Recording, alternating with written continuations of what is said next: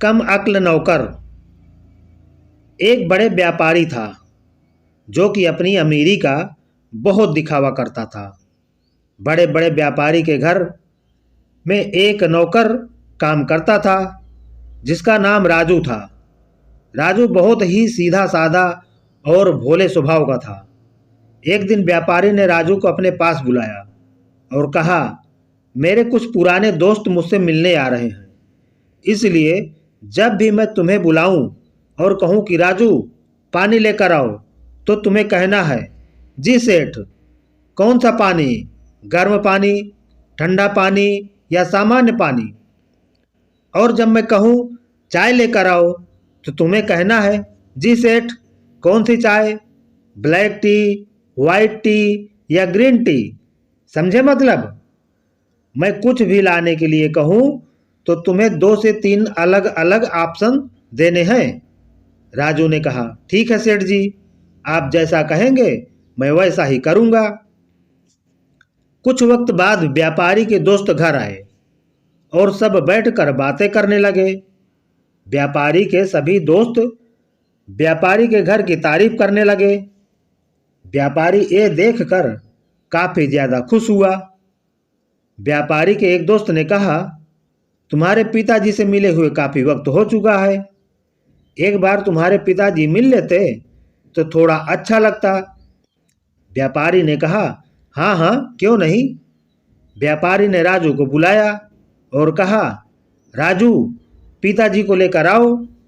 राजू ने व्यापारी के सभी दोस्तों के सामने कहा, जी सेठ जी, लेकिन मैं आपके कौन से पिताजी को लेकर आऊं? मुंबई वाले पिताजी, दिल्ली वाले पिताजी या फिर गुजरात वाले पिताजी? व्यापारी के सभी दोस्त और व्यापारी खुद हैरान रह गए। No no no no. समझदार बेटा। एक बार की बात है, एक बच्चा नदी के किनारे बैठकर नदी को बहुत ध्यान से देख रहा था। कुछ वक्त बाद बच्चे के पिता बच्चे के पास आए और बच्चे को देखने लगे। बच्चा अभी भी नदी को बहुत ही ध्यान से देख रहा था। बच्चे के पिता ने बच्चे से सवाल पूछा कि तुम इतने ध्यान से इस नदी को क्यों देख रहे हो? बच्चे ने कहा, पिताजी, इस नदी का पानी कहा जाता है। पिता ये सवाल सुनकर खुश होने लगे कि मेरा बेटा पढ़ने लिखने में इतना होशियार हो गया है कि इतने अच्छे अच्छे सवाल पूछ रहा है। बच्चे ने एक बार फिर से पूछा कि इस नदी का पानी कहाँ जाता है? पिता ने जवाब दिया, इस नदी का पानी समुद्र में जाता है। यह सुनकर बच्चे ने एक और सवाल पूछा कि अगर इस नदी में हम कोई पत्थर या भारी चीज फेंकेंगे तो क्या वो भी नदी में जाएगी? पिता ये सुनकर और भी ज्यादा खुश होता है कि मेरा बेटा तो बहुत ही समझदार हो गया है। बच्चे ने एक बार फिर से पूछता है कि अगर इस नदी में हम कोई पत्थर या भारी चीज फेंकेंगे तो क्या वो भी नदी में जाएगी? पिता जवाब देता है कि अभी नदी के पानी का बहाव बहुत तेज है, इसलिए इसमें डाली हुई कोई भी चीज बहुत ही जल्दी समुद्र में चली जाएगी। ये सुनकर बेटा बोलता है कि तब तो हमें समुद्र में जल्दी जाना होगा। पिता पूछते हैं, क्यों? तब बेटा जवाब देता है, क्योंकि हमारे घर की, आपकी गाड़ी की चाबी और आपका वॉलेट ये सब नदी में गिर गया है, तो अब तक तो सारा सामान समुद्र में पहुंच गया होगा, तब तो हमें समुद्र में जाना होगा। पिता ये सुनकर जोर से चिल्लाते हुए कहता है, तुम बेवकूफ के बेवकूफ ही रहोगे।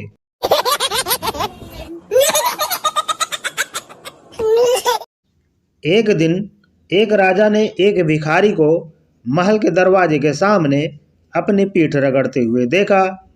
उसने अपने सिपाहियों से भिखारी को पकड़ कर राज दरबार में ले आने को कहा। सिपाही फौरन गए और भिखारी को पकड़ कर ले आए। राजा ने उससे पूछा, तुम महल के दरवाजे के सामने अपनी पीठ क्यों खुजला रहे थे? भिखारी बोला, महाराज, मेरी पीठ में खुजली हो रही थी, इसलिए मैं महल के दरवाजे के सामने पीठ खुजला रहा था। राजा ने यह सुनने के बाद अपने सिपाहियों को आदेश दिया, इस भिखारी को 20 स्वर्ण मुद्राएं दी जाएं। जल्दी ही ये खबर पूरे राज्य में आग की तरह फैल गई। कुछ समय बाद राजा ने 2 अन्य भिखारी को महल के सामने अपनी पीठ रगड़ते देखा। उन्हें भी बुलवाकर राजा ने उनसे पीठ खुजाने का कारण पूछा। उन्होंने भी जवाब दिया कि उनकी पीठ में खुजली हो रही थी। यह सुनकर राजा ने अपने सिपाहियों से कहा, इन भिखारी की पीठ की खुजली ठीक करने के लिए उनकी पीठ पर 20-20 कोड़े लगाओ। यह सुनकर दोनों तुरंत बोले, लेकिन महाराज, आपने तो एक अन्य भिखारी को 20 स्वर्ण मुद्राएं दी थी। राजा बोला, उसने सच कहा था, लेकिन तुम दोनों झूठ बोल रहे हो। यदि चाहते तो तुम दोनों एक दूसरे की पीठ खुजला सकते थे। तुम दोनों ने यहाँ सिर्फ लालच के कारण ही आए हो। दोनों भिखारी अपनी करनी पर शर्मिंदा थे। No, no, no, no. कंजूस का बेटा महाकंजूस। एक दिन एक बहुत बड़े कंजूस सेठ के घर में कोई मेहमान आया। तभी कंजूस सेठ ने अपने बेटे से कहा कि बेटा, मेहमान के लिए आधा किलो बेहतरीन मिठाई ले आओ। बेटा बाहर गया और कई घंटे के बाद वापस घर आया। तब कंजूस सेठ ने पूछा, बेटा, मिठाई कहाँ है?